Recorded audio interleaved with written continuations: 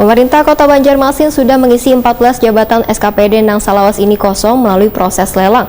Hasilnya sudah dilakukan pelantikan oleh Wali Kota Banjarmasin di Balai Kota Banjarmasin Kamarian Jumat 22 April 2022. Namun dari 14 SKPD tersebut, ternyata masih ada satu SKPD yang masih dipegang oleh pelaksana tugas, yaitu Dinas Kependudukan dan Pencatatan Sipil Banjarmasin.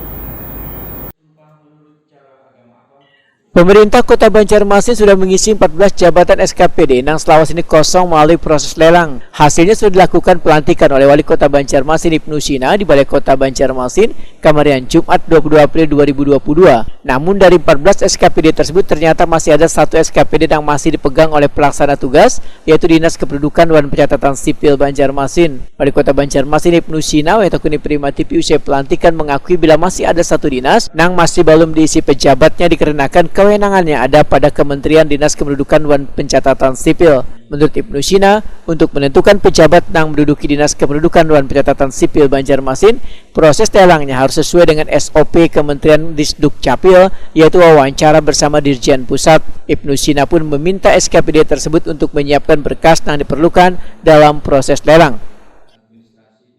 Kepala Dinas kemarin hasil lelang jabatan itu dari 14 yang kita lelang, yang baru bisa dilantik itu 13. Satu tertunda karena Dukcapil itu harus sesuai dengan SOP Kementerian. Dirjen Dukcapil harus 14 hari paling cepat dan harus diwawancarai oleh Pak Dirjen.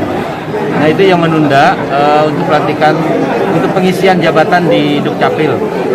Nah kemudian dari total hari ini yang dilantik ada 103 pejabat, eselon 2, eselon 3, eselon 4. Mudah-mudahan mereka bisa bekerja dengan baik. Sebagaimana arahan tadi, waktu kita tidak banyak dan kalau harus mengevaluasi lagi, ya sayang waktu terbuang setahun.